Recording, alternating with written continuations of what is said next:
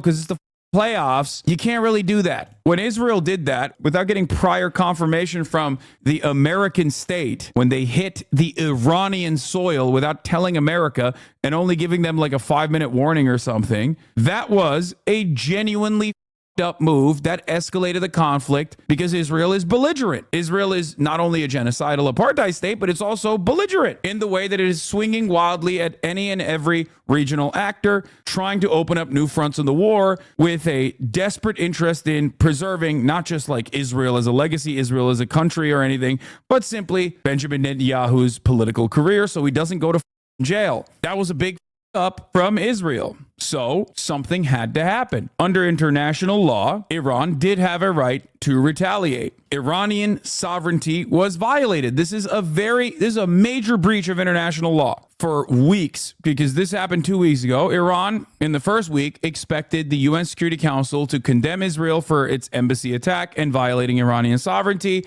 and punish the perpetrators of the actions. Of course, the UN Security Council didn't do that. America only seemingly was upset that Israel had not told them before doing this attack and not necessarily condemn the attack in and of itself, even though it did violate international law. It did violate Iranian sovereignty. You can't do that, and potentially open up a new front in the war. Some kind of retaliation had to happen. It had to take place. You can't have all those weapons and defense systems if you're not going to use them, especially if Israel only responds to force. Israel only responds to actual appropriate use of force. So Iran signaled that they would do a counterattack. This is very important to comprehend. Why is it very important to comprehend? Because a retaliation from Iran would be a win-win for all parties involved, especially if it was a relatively restrained retaliation. Going after military sites and not like urban areas directly. Now, you might have seen, if you live in Israel, you probably saw rockets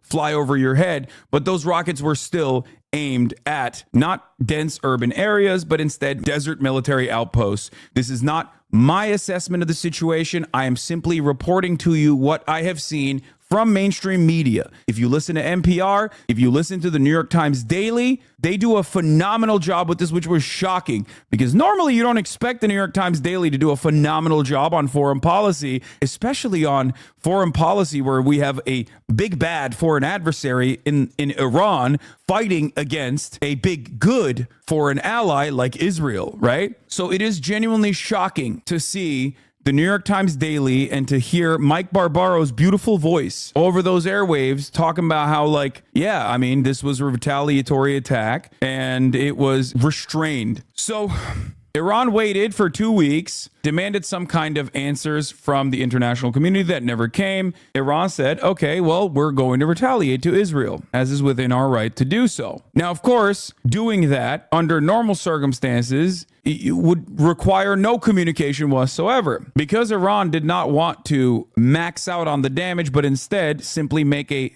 theatrical somewhat, or a political posture against the state of Israel for violating its sovereignty. They chose to communicate by way of mediators like Turkey, a NATO nation, and warn 72 hours ahead of time that they were going to be hitting certain military targets. Like, if you're confused by this process about what happened over this weekend, that is what happened. It's interesting because it's like, oh, if Iran is like simply interested in like maxing out the damage and killing everyone in Israel, all the KKK colonizers in Israel proper, well, then why are they actually informing 72 hours ahead of time that like in the next 72 hours we are going to be launching missiles?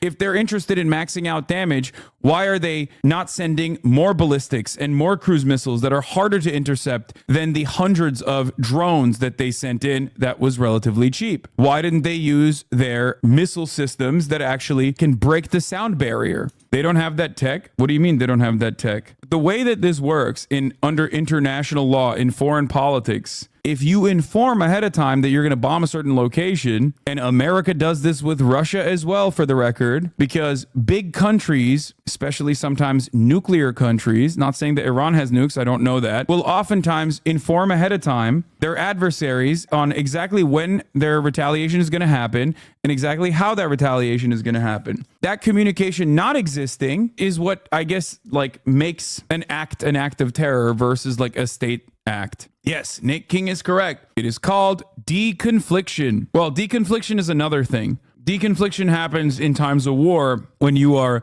mapping out your air force. Israel does it as well, yes. Obviously, Israel doesn't do it for Gaza because Gaza is an occupied area. Iran gave the U.S. and others in the region 72 hours notice in the attack, allowing them largely to thwart it. It could have been much worse if they didn't fire in waves and if they timed the missiles with the drones. They could have done a full surprise attack with hypersonics. They didn't showcase any of their newer weapons capabilities. They used weapons that Israel was very knowledgeable on, and that's why they were very successful in thwarting those attacks. Both because of the Era 2 system, the Era 3 system, and also obviously the Iron Dome, which is Tamir interceptors, as you guys know. And on top of that, you had Central Command, allied coalition forces flying over Syrian airspace, flying over airspace in Jordan, also intercepting some of those cruise missiles. And they did a remarkable job at it. As much as Israel sucks so hard, the Iron Dome is kind of sick. Yeah, it is dope. It is a technological marvel. It is phenomenal. I mean, I'm not going to sit here and lie. Israel's defenses are insane. Okay. It is crazy. It is insane. It sucks that, like, you know, it is a fundamental plank in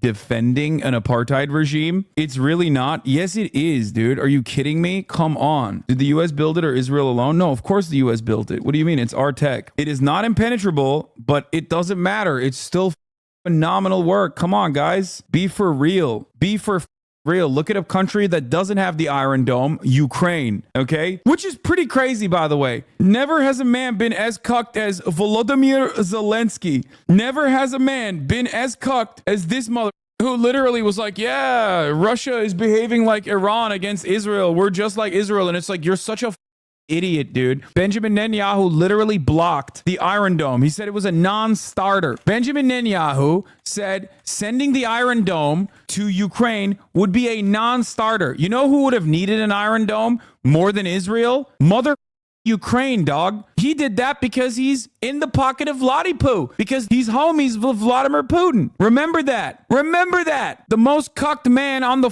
planet, dude. Iron Dome has a very limited range, 50 miles, and is made for tiny rockets and artillery shells. What do you think Russia uses? What are you talking about? Well, first of all, Russia uses a litany of different weapons in Ukraine. This would help out a lot. It's so funny because I've talked about like the validity of sending Iron Dome defense systems to Ukraine for a very long time. No matter how hard the NATO Andes freak out about it, about how like I'm actually pushing Z. I've been saying this from the jump, that it is ridiculous not to allow Ukraine to have an Iron Dome. I think it is perfectly valid for Ukraine to have Iron Dome, anti-artillery, anti-missile systems. When you say it, I keep thinking you're being sarcastic. No, I'm not sarcastic when I say give Palestine an Iron Dome as well. Now, this would not have been the winner. Like, this would not have like changed the battle dramatically, but it certainly would have allowed more less civilian casualties. That's my point. Anyway, here. Sources say President Biden has urged Netanyahu to slow things down